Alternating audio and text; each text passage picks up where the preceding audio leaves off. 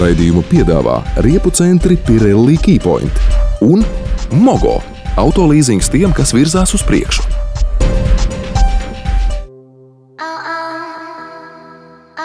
Bet šajā sižetā mēs pievērsīsimies praktiskākām tēmām. Kā zināms, ziema autovadītājiem liek pielāgoties visdažādākajām situācijām, gan autovadīšanas, gan apkopes jomā. Un, lai gan sniegs un stindzinošs sals vēl nav pārņēmis visu Latvijas teritoriju, šodien runāsim par akumulatoriem. Ziema pienāk agri vai vēlu, pienāk pirmie sali. Un tad, kad tie pirmie sali pienāk, tad arī sākās tā teikt aķu laiks, it sevišķi dīzeļdzinējiem. Lūk, un tāpēc mēs arī šodien gribam pāris vārdos pieminēt par šo lietu un iedot pāris padomus, kā rīkoties un ko vajadzētu pirms ziemas izdarīt. Kā pašaspēkiem pārbaudīt automašīnas akumulātora stāvokli? Vienkāršākais risinājums, kas ir mājas apstākļos, tas ir iegādāties jebkurā veikalā voltimetru, ar kur palīdzību var, teiksim, pārbaudīt katrs autobraucējs savu akumulātoru, pārbaudīt viņa uzlādes līmeni.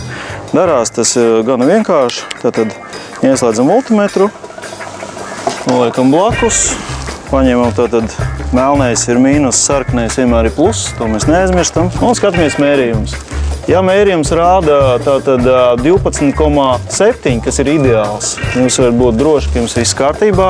Ja gadījumā mērījums nokrīt 12,5 un zemāk, liekas, kas tas ir 0,2 iedaļas, bet tas priekš akumulātora ir ļoti daudz.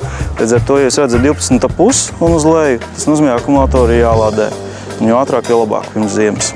Akumulātoram, protams, ir noteikti arī pašizlāde. Ja gadījumā automašīna ilgstoši stāv, pieslēgts akumulators pie sistēmas, viņam pašizlāde vēl straujāk notiek, viņam tā voltāža krītās.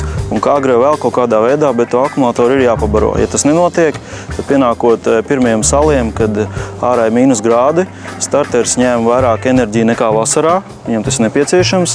Tajā brīdī akumulātoram jau pietiek dot no sejuma laukā tas, kas ir paredzēts pat. Līdz ar to tad arī veidojās pirmās, tā teikt, problēmas no rīta nevaram piestartēties. Te ir tāda interesanta lieta, ka vasarā pat akumulators, kurš varbūt nav 100% uzlādētā stāvoklī, var vēl startēt dzinēju, un iespējas ir, ka viss kārtībā. Tikko pienāk tātad rudens, pienāk ziema, pirmie sali, starteris ņem jau vairāk nekā vasarā, un tajā brīdī lūk, ir tas moments, kad akumulātoram var arī nepietikt. Tāpēc tam ir laicīgi jāgatavojas, un tā pirmreizējā pārbauda ir absolūtais minimums, ko būtu nepieciešams izdarīt. Protams, šāda pārbaude spēs sniegt tikai pirmo priekšstatu par jūsu auto elektrosistēmas veselības stāvokli un iespējamajām strāvas noplūdēm. Ja uzlādes līmenis ir ievērojami zemāks par minētajiem 12,7 voltiem un jūs savu auto lietojat ikdienā, mēs ieteiktu griezties pie servisa speciālistiem un veikt automobiļa elektrosistēmas padziļinātu testu, kura laikā tiks pārbaudīts gan autoģenerators, gan starteris, gan akumulatorā esošā elektrolīta blīvums. Šāda veida pārbaudes, kas aizņem vidēji ap 40 minūtēm, palīdz tad saprast, vai viss sistēmas ir kārtībā, vai akumulators ir uzlādēts, un jūs varēsiet līdz ar to būt droši, ka ziemā varēsiet no rīta piestartēties. Kāds vidēji ir akumulatora darba mūžs? Teikšu tā, akumulatora mūžs ir plus mīnus ir zināms, viņš vēl no daudz kā ir atkarīgs. Par mūžu kā tā, tad Latvijā uz akumulatoriem parasti dod 2 līdz 3 gadus garantiju. Reāli normāli vidēji akumulātoru mūžs ir no 3 līdz 6 gadi. Tas vidējais laika posms. Ir reti izņēmumi, kad arī ilgāk akumulators nostrādā, teiksim, ir 10 gadi dzirdēts. Un tad jau klients atnāk, nemaz nedomājot, neprasot neko citu, dodiet man to pašu marku, jo skaidrs, ka 10 gadi ir kabatā. Ja? Bet tomēr akumulātoru mūžs ir atkarīgs arī no lietošanas. Ja par akumulātoru rūpēsies, vismaz reizi gadā viņš tiks pārbaudīts un netiks izlādēts, tas noteikti palīdzēs pagarināt. Aķītim ir jāpasako arī mūsdienās, tā ir nepieciešamība. Vismaz vienreiz gadā. Kā pareizi izvēlēties akumulātoru savam auto? Viens no variantiem ir noteikti atbraukt uz specializētu centru, kur var dabūt profesionālu konsultāciju. Es uzskatu, ka tas ir ļoti svētīgi. Labāk, ja vienreiz tērēt to naudu šādam pasākumam, labāk to izdarīt vienreiz un kārtīgi. Tālāk uz vietas speciālists pārbaudīs gan atbilstoši katalogam, kas tur ir paredzēts. Un pēc savas pieredzes var teikt, ka vienmēr ir noderīgi arī pārbaudīt ne tikai pēc kataloga, bet arī konkrētās automašīnas atvērt halboļā un pārbaudīt, kas tad reāli tur stāv. Jo komplektācijas mēdz būt dažādas. Un atkarībā arī no automašīnas komplektācijas, cik tur daudz tā elektronika, vairāk vai mazāk, var būt arī akumulators, gan ietilpības ziņā dažādu veidu. Tāpēc dubults neplīst, gan katloks, gan automašīna. Tas būtu tas, ko vajadzētu pārbaudīt. Vai mūsdienu automobiļiem akumulātora maiņu var veikt paša spēkiem? Jā, tas ir labs jautājums. To gana bieži prasa. Faktiski ir tā, ka vecā gadu gājuma mašīnām bija mazāka to problēma, jo tur bija dzinējs, forša stūre, pedāls un uz priekšu. Gadiem pieaugot, visam attīstoties, automašīnas uz doto brīdi kļuvušas tehniski tik sarežģīti jau līmeņi ar elektroniku piebāztas, kad pašam to darīt nebūtu ieteicams. Visdrīzākais ir pat vairs nesanāks, jo mainot akumulātoru, atvienojot no automašīnas, daudzām automašīnām vairs nedrīkst pilnībā viņu bez strāvas atstāt.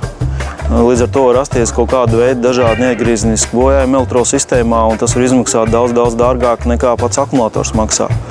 Līdz ar to es noteikti ieteiktu jums, kurā gadījumā vērsties uz specializētu servisu, kur elektrīcis gan varēs pārbaudīt automašīnu, gan nomainīt, gan pareizi uzstādīt, smēru speciāli uzsmērēt, lai vadāmība kontakti būtu labāk. Un, faktiski jūs būsiet droši ar to, ka jums viss būs kārtībā.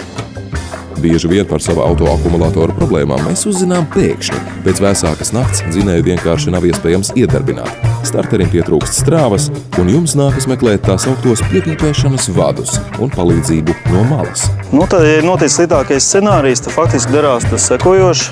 Mums ir donora mašīna, mums ir cietusī mašīna, kurai tad ir problēma.